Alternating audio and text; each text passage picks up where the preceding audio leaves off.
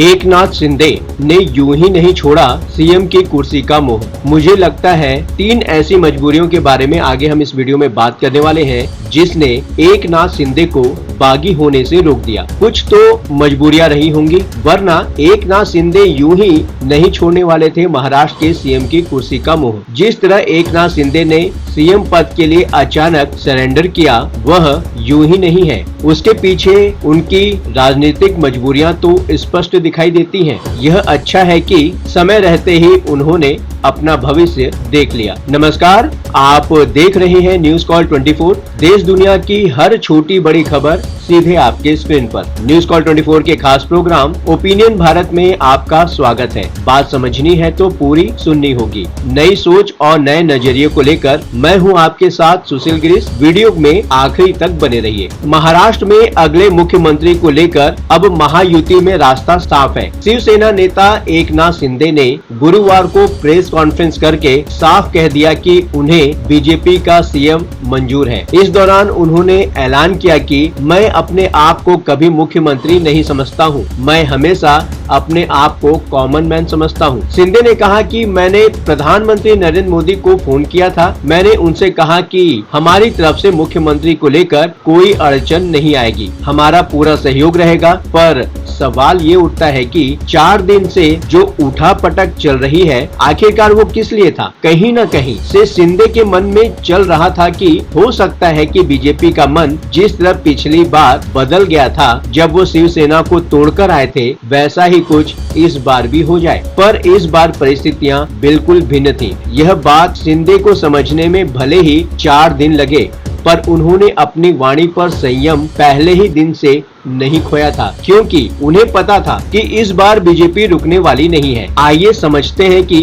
एकनाथ शिंदे की आखिरकार क्या मजबूरियां थी जिसके चलते उन्होंने बहुत विनम्रता से अपना रास्ता अलग कर लिया। वीडियो में आगे बढ़ने से पहले आपसे एक छोटी सी रिक्वेस्ट है, न्यूज कॉल 24 के परिवार का हिस्सा बने, चैनल को सब्सक्राइब करें और नोटिफिकेशन में जाकर बेल का आइकन प्रेस करना बिल्कुल ना भूलें। बीजेपी को अपनी सरकार बनाने के लिए केवल 4 विधायकों की और जरूरत है। मतलब एकनाथ शिंदे यह जानते हैं कि भारतीय जनता पार्टी को महाराष्ट्र में सरकार बनाने के लिए बहुमत जुटाने में मुश्किल नहीं आने वाली है। अगर एकनाथ शिंदे की शिवसेना और अजित पवार की एनसीपी अपना समर्थन वापस भी ले ले, तो बीजेपी को केवल 4 विधायकों की जरूरत होने वाली है। महाराष्ट्र विधानसभा चुनाव में बीजेपी को कुल 132 सीटों पर सफलता मिली है। महाराष्ट्र में सरकार बनाने के लिए कुल 145 विधायकों की जरूरत होगी, यानी कि बीजेपी को कुल 13 विधायकों की और जरूरत होगी। 2 निर्दलीयों ने चुनाव जीता है। इसके अलावा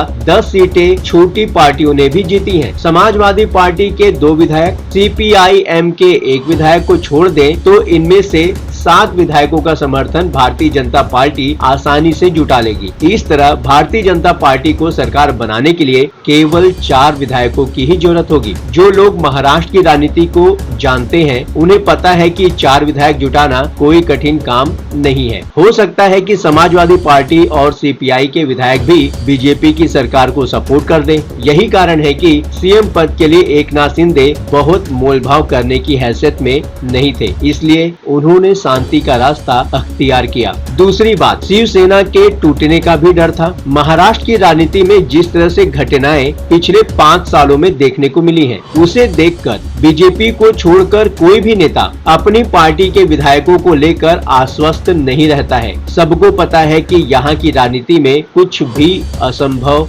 नहीं है। चाहे शिवसेना एकीकृत का एमवीए गठबंधन में जाना रहा हो या बाद में टूटकर 2 हिस्सों में हो जाना रहा हो। अजित पवार का 2019 में अपने चाचा का साथ छोड़कर आना और 80 घंटे के अंदर फिर से वापस हो जाना, अजित पवार का फिर से अपनी पार्टी को तोड़कर महायुति गठबंधन में आना हो, ये सारी और सभी घटनाक्रम अचानक हुए। कोई समझा भी नहीं कि खेला हो गया। एकनाथ शिंदे जानते हैं कि अगर आज वो 2019 के जैसे उद्धव ठाकरे की रणनीति अपनाते हैं तो कब एक दूसरा शिंदे उनकी पार्टी में सर उठा ले ये पता भी नहीं चलेगा। जब पार्टी का नेता सारा खेल सत्ता के लालच में करने लगता है तो पार्टी के विधायक भी नैतिकता को ताक पर रख देते हैं। एकनाथ शिंदे समझदार हैं और अपने पुराने साथी उद्धव ठाकरे के रास्ते पर जाने से उन्होंने अपने मन को मना लिया। तीसरी बात, उद्धव ठाकरे जैसा हस्र होने का भी उनको खतरा नजर आ रहा था। अगर एकनाथ शिंदे इस जीत पर आ जाते कि उन्हें सीएम बनना ही बनना है, तो उन्हें कल को